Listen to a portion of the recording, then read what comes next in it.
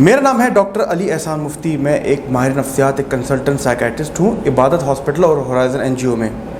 मैं बतौर information secretary Pakistan psychiatric society के लिए भी खिदमात अंजाम दे रहा हूँ और मैं WHO MHGAP प्रोग्राम का मास्टर ट्रेनर भी हूँ। आज मैं आपको बताऊँगा 5 ऐसी आदतें जो कि आपके दिमाग को और आपकी ज़हनी सेहत को शदीद नुकसान पहुँचाती हैं। सबसे पहली आदत जो कि देखी गई है आजकल के लोगों में कि वो एक रूटीन नहीं अपनाते। उनकी ज़िंदगी में कोई नज़्म व ज़ब्ती नहीं है। उनके सोने का टाइम एक मुकर्रर नहीं है, उनके जागने का टाइम भी मुकर्रर नहीं है। रात को वो सोते हैं कभी 11 बजे तो अगले दिन वो सोएंगे 2 बजे। इसी तरह सुबह वो किसी दिन जागेंगे 9 बजे तो किसी दिन 1 बजे। इससे आपकी ज़हनी सेहत और आपके दिमाग को बहुत नुकसान पहुंचता है। और फिर ऐसे लोग डॉक्टर के पास आते हैं कि डॉक्टर साहब हमारी नींद ख़राब है। ये आपकी नींद ख़राब नहीं है, आपकी रूटीन ख़राब है।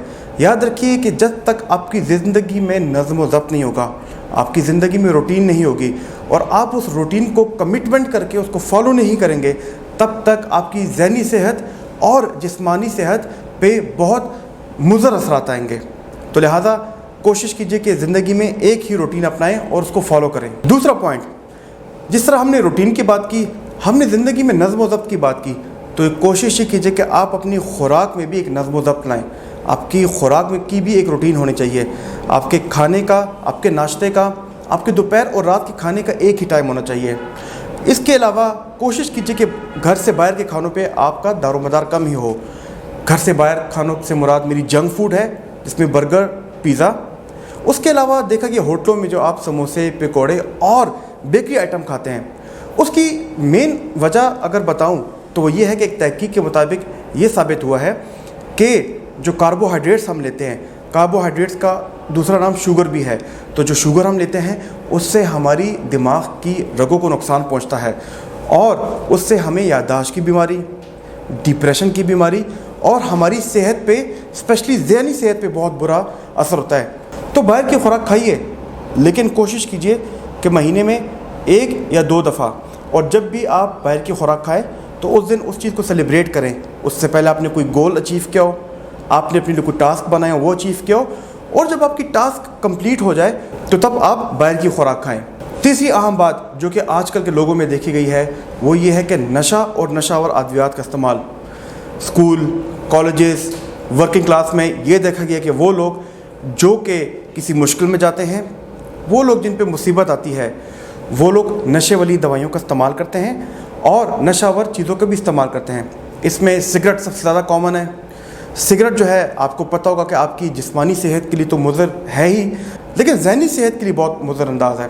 इसमें शामिल निकोटीन और टार आपकी जिस्मानी और ज़हनी सेहत और आपके दिमाग को नुकसान पहुंचाती है। तो लिहाजा ये कोशिश करें कि आप अपनी बर्दाश्त करने की सलाहियत, जिसको हम स्ट्रेस कोपिंग करते हैं, उस पर काम करें। जब आप पे मुसीबत आए, जब आप पे कोई प्रॉब्लम आए, जब आप पे कोई स्ट्रेस आए, तो आप बजाय कि नशा और नशावर अद्वियात की तरफ जाएँ, आपकी स्ट्रेस कोपिंग, आपकी कुव्वत बर्दाश्त इतनी अच्छी हो कि आपको ऐसी चीज़ों का इस्तेमाल ही ना करना पड़े। चौथी ऐसी आदत जिसको आजकल के लोगों ने अपना के ना सिर्फ अपनी जिस्मानी सेहत बल्कि अपनी ज़हनी सेहत और दिमाग को नुकसान पहुंचाया है, वो ये है कि सोशल मीडिया और गैजेट्स यानी कि लैपटॉप्स, आईफोन्स और आईपैड्स का बेहद इस्तेमाल। हमारे लिए जितनी भी डिवाइसेस हैं वो आई हैं ताकि हमारी ज़िंदगी की ज़रूरियात को पूरा कर सके, लेकिन अनफॉर्चुनेटली काफ़ी लोगों ने इसको अपनी ज़रूरत बना लिया है। और यहाँ पे मैं मिसाल देना चाहूँगा कि पहले ज़माने में लोग किताबें पढ़ते थे, उनको कम से कम 3 से 4 दिन लगते थे किताब पढ़ते हुए।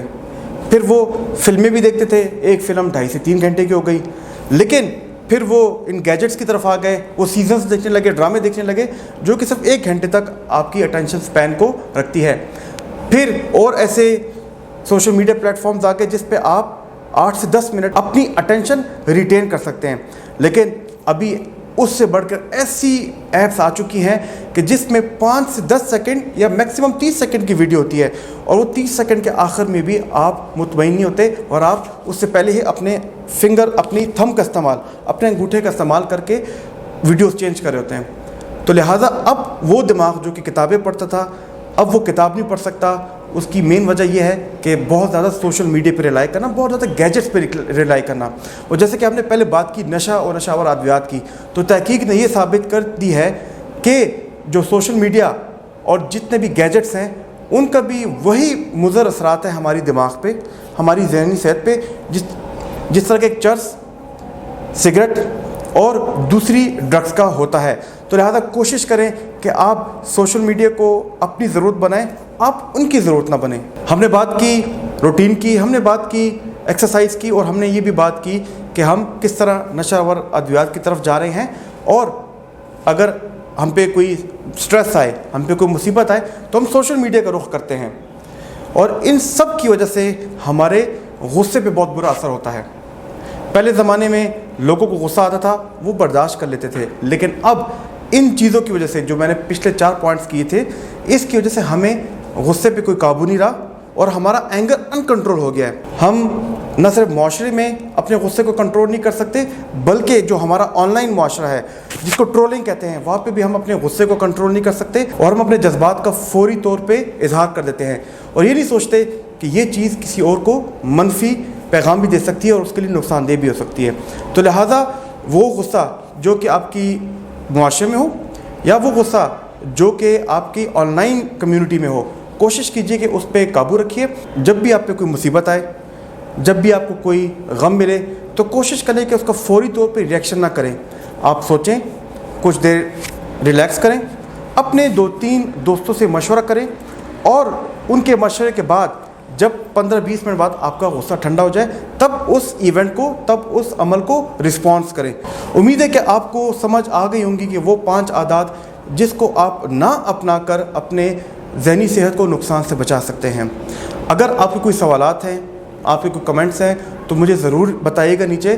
میری ممکن کوشش ہوگی کہ آپ کے سوالات اور کمنٹس کا میں رپلائی کر سکوں۔ شکریہ۔